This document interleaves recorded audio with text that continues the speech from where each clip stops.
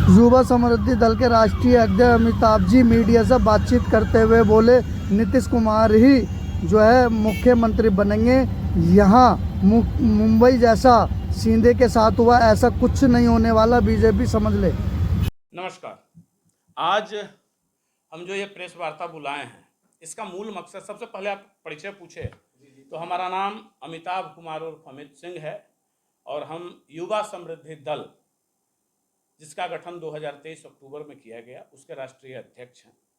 वर्तमान बिहार चुनाव में और उसी के परिप्रेक्ष्य में हमने यह प्रेस कॉन्फ्रेंस बुलाई है। हमारे दो चार ही बिंदु हैं।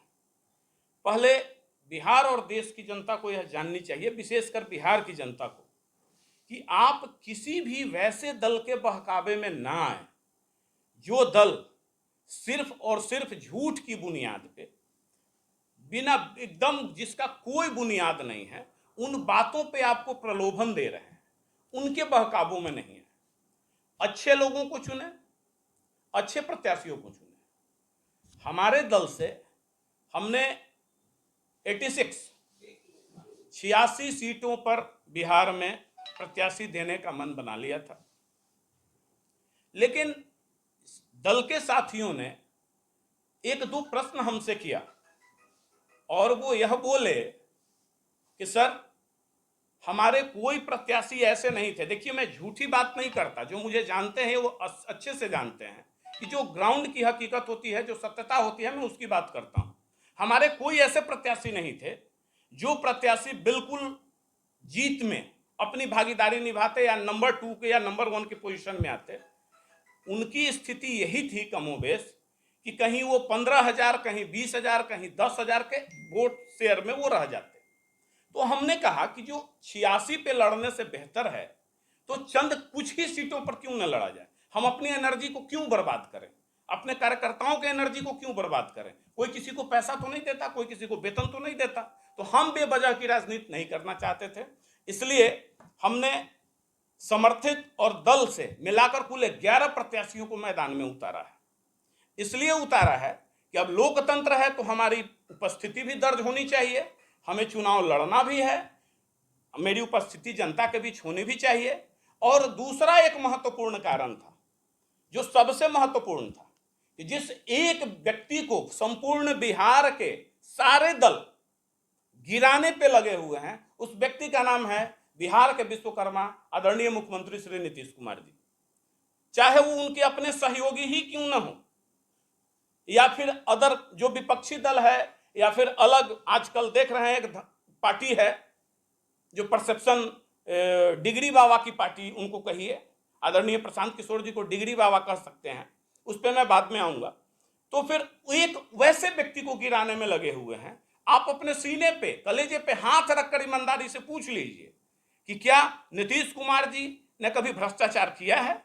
क्या नीतीश कुमार जी ने कभी चोर, बेईमान, लुटेरों का साथ दिया है? क्या नीतीश कुमार जी ने इस बिहार में वैसे गड्ढे से इस बिहार को निकाल के और उस मंजिल तक पहुंचाया है जिस गड्ढे को भरने में कई वर्ष लग गए, दशक बीत गए, और आज रातों रात कोई परिवर्तन नहीं हो सकता है। इसी बिहार में क्या होता था तब और आज क्या हो रहा है, वहां का बजट और आज का बजट कहां चला गया, हर चीज में एक्सपेंशन हुआ, तो यह संभव नहीं था।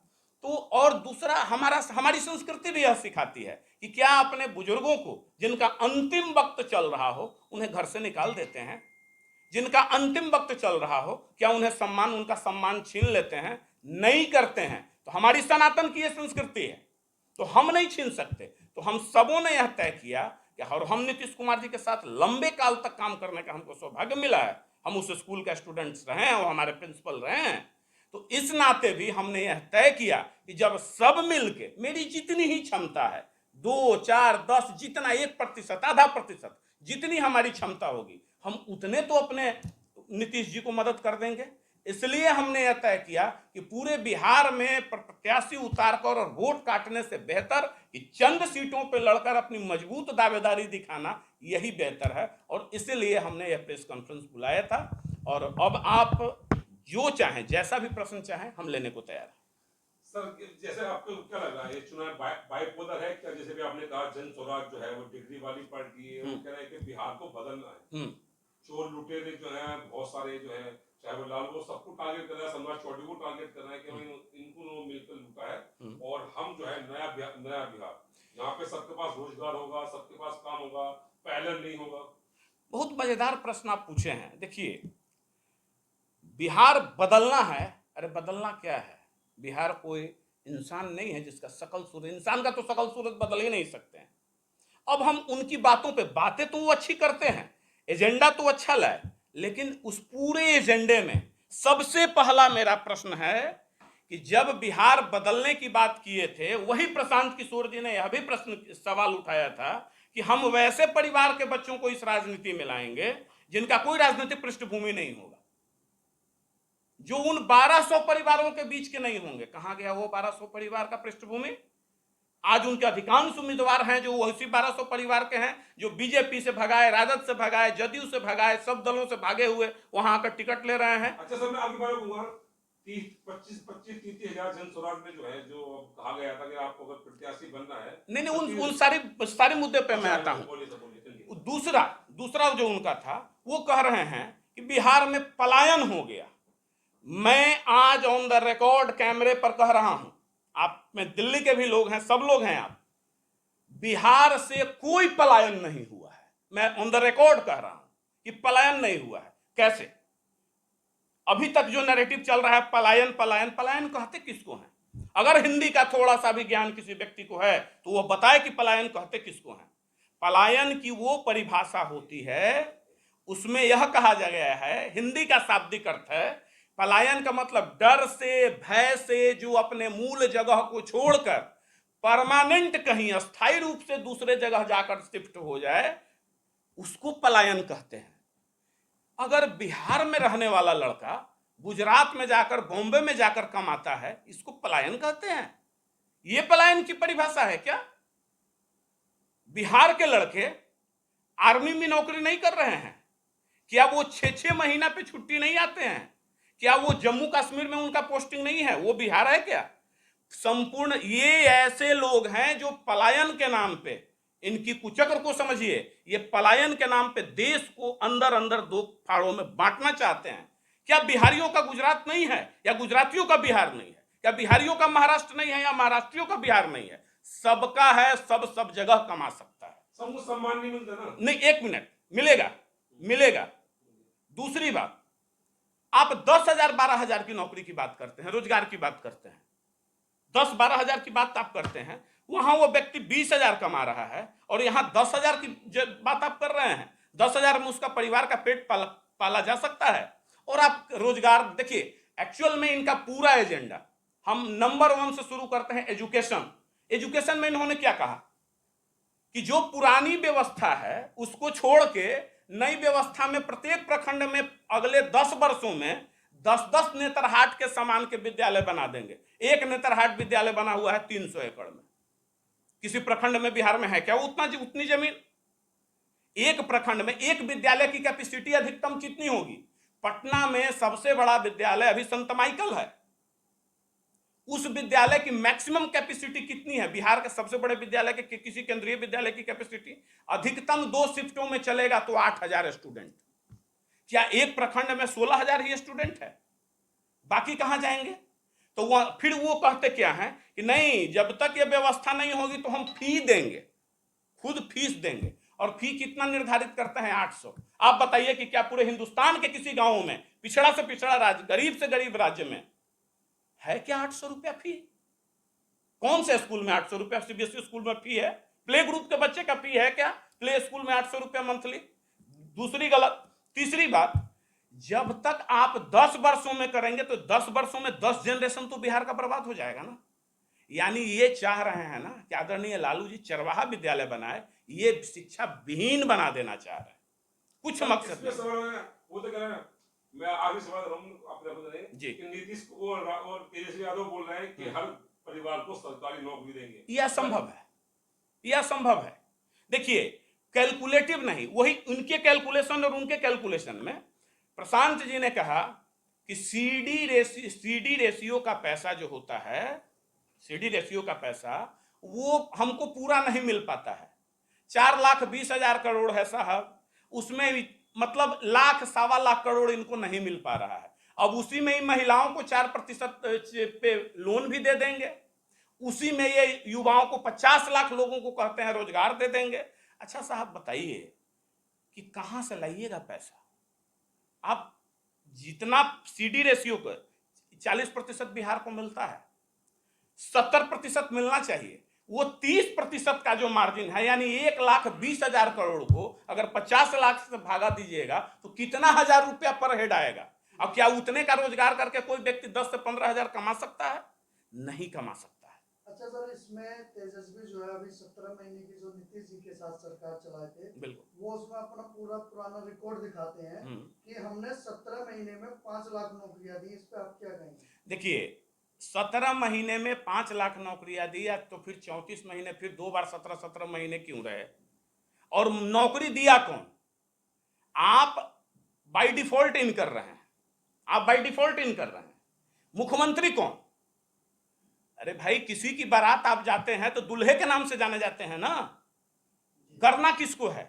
मुख्यमंत्री पे। आज अगर उन 17 महीनों में जितनों की बहालियां हुई, अगर उसका कल वेतन बंद हो जाए तो कल तेजस्वी जी कहेंगे कि मेरे कारण आपका वेतन बंद हो गया? होगा क्या? क्या इसी बिहार में भूल गए कि कॉलेज के शिक्षकों को 6-6 महीना वेतन नहीं मिलता था, स्कूल के शिक्षकों को नहीं मिलता था? ये जो नौकरी नौकरी नौकरी जप रहे हैं, कितने को नौकरी दीजिएगा? 14 करोड़ की आबादी है, 3 करोड़ परिवार है सर। 3 करोड़ 2 करोड़ 75 लाख 80 लाख परिवार है। हर परिवार से एक को भी नौकरी दीजिएगा तो लगभग 12 लाख करोड़ रुपया चाहिए। कहां से वेतन दीजिएगा भाई? 12 लाख करोड़ वेतन देने के लिए वर्ल्ड बैंक या कोई भी अदर कंट्री लोन नहीं देती है, यह समझना होगा। अच्छा सर, इस समय बिहार का जो हॉट एरिया बना हुआ है वो सीमांचल एरिया बना हुआ है। बिल्कुल। तो सीमांचल में हैदराबाद से आए असुद्दीन ओवैसी ने भी अपनी बड़ी दमक दिखा दी है। आपको क्या लगता है वो किसको डैमेज करेंगे? कुछ नहीं। सीमांचल के लोग अगर बुद्धिमान होंगे, हम एक लाइन में डेफिनेशन दे रहे हैं। एक राजनीतिक नटवरलाल है यहाँ, जो अपने ही तैसी होने की बात कर रहे हैं, और दूसरे तरफ बंधुआ मजदूर समझने वाले हैं, वो ही तैसी होने की बात कर रहे हैं। अगर सीमांचल के लोग अपना भला चाहते हैं तो डगरा का बैगन न बने, कभी इधर कभी उधर न बने। अगर आप अपनी अस्तित्व की लड़ाई लड़ना चाहते हैं तो ओवैसी जी अच्छे हैं आपके लिए। जिताए तो थे 5 विधायक, भले वो अपना ईमान बदल दिए, लेकिन अब ऐसे को मत जिताइए जो अपना ईमान बेच दे। अच्छा सर, चिराग पासवान जी जो है, ये भी पिछली बार भी अच्छा रिजल्ट इन्होंने जो है लोकसभा चुनाव में नीतीश जी की कृपा से जी। तो इसमें इस बार क्या लगता है कि वो अपने गठबंधन के साथ क्या कितनी सीटें ला सकते हैं? देखिए, एनडीए गठबंधन में मात्र एक ही विकल्प है, चाहे वो बीजेपी जीतेगी या जीते चिराग जी जीते, उपेंद्र कुशवाहा जी जीते। 2 ही व्यक्ति के चेहरे पे ये पूरा चुनाव हो रहा है। First prime phase Nitish Kumar ji का है, दूसरा बचा खुचा नरेंद्र मोदी जी का है, तीसरे कोई लीडर नहीं है। विपक्ष का कहना है महागठबंधन का कि बीजेपी ने जो है अभी एक भी कैंडिडेट जो है मुस्लिम नहीं दिया है एनडीए गठबंधन में, सिर्फ नीतीश जी ने दिए हैं या चिराग पासवान जी ने दिए हैं। इस पर आप क्या कहना चाहते हैं? बीजेपी तो खुलकर कहती है कि हमको मुस्लिम का वोट नहीं चाहिए, उसके कई नेता कई जगह कह दिए हैं। अब वो तो अलग बात है भाई, कास्ट लाइन की राजनीति, जाति की राजनीति, धर्म की राजनीति करने के लिए तो वो जाने ही जाते हैं। क्या लगता है अगर कैंडिडेट करती है बीजेपी तो क्या वापसी आरजेडी में आ सकते हैं नीतीश कुमार? एक बात जानिए, साम दाम दंड भेद, everything is fair love and war कहा जाता है ना। जी जी सर। मैं एक लाइन में जवाब दे रहा हूं। आज महागठबंधन ने घोषित तो कर दिया ना कि तेजस्वी यादव ही हमारे मुख्यमंत्री के प्रत्याशी होंगे, और अभी तक भारतीय जनता पार्टी से पहले क्या जवाब चला? भाई नीतीश जी के नेतृत्व में लड़ रहे हैं। अरे भैया, और किसके नेतृत्व में लड़ेंगे? 18 वर्ष बीत गया सरकार में रहते और एक चूहा भी नहीं ये कर सके, आप एक मुख्यमंत्री का चेहरा नहीं बना सके। 18 वर्षों से ना है बिहार में, कहने को तो देश की सबसे बड़ी पार्टी है, जीरो हैं। अच्छा सर, अपना लेकिन नहीं, एक बात बता देते हैं, लेकिन भारतीय जनता पार्टी अभी तक यह स्पष्ट नहीं कह रही है, गोल गोल घुमा रही है। उनके चेहरे पे लड़ रहे हैं, मुख्यमंत्री पद की वैकेंसी नहीं है, लेकिन एक लाइन में यह क्यों नहीं कह रहे कि नीतीश जी मुख्यमंत्री कैंडिडेट होंगे? हमने सवाल तो इस वर्धमान में जी। भूतनाथ में छुपा हुआ है जी। कि महाराष्ट्र में जैसा वाक्य सिंधे जी की जो है नेतृत्व में चुनाव लड़ा गया और बाद में जब चुनाव हुआ तो उन्हें उप मुख्यमंत्री बना दिया गया। वो सिंधे थे। यहाँ नीतीश कुमार जी परिंदे को हल्दी लगाना जानते हैं, भूल जाइए। अच्छा सर, इस अपना भ्रम में ये मत युवा रहिए। समृद्धि दल जो है जी। अगर इसमें अपने विधायक जीत कर आते हैं जी। तो आपका क्या लक्ष्य रहेगा कि आप अपने युवा समृद्धि दल से क्या आपके विचार रहेंगे? सीधी सी बात है, एकदम क्लियर। हम वैसे सौदागर नहीं हैं, स्पष्ट कह रहे हैं कि अगर नीतीश कुमार को गिराने का प्रयास किया गया, नीतीश कुमार से कुर्सी छीनने की प्रयास की गई, तो हमारी जितनी ताकत होगी बिना शर्त नीतीश जी को समर्थन हम देंगे, पूर्ण समर्थन देंगे। अभी भी दे रहे हैं, चुनाव में दे रहे हैं।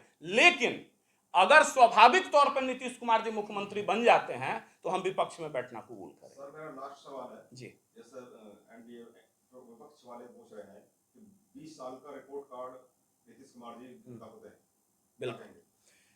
एक छोटा सा उदाहरण बिहारी में ही आपको समझा देता हूं। आप दिल्ली से आए, आप दो भाई हैं, दो भाई के बीच संपत्ति का बंटवारा होता है। एक भाई महल में रह जाता है और दूसरे भाई को यह दे दिया जाता है, वो एक गड्ढे वाली तालाब की जमीन है जिसकी गहराई 60 फुट है, वहां जाकर तुम घर भी बनाओ, उसी में तुम खेती भी करो, उसी से अपने बाल बच्चे को पालो। वही नीतीश कुमार जी को मिला था राजद के शासनकाल के बाद। ये वो बिहार था। अब बताइए, संसाधन भी उस दूसरे भाई के पास नहीं है, वो गरीब है।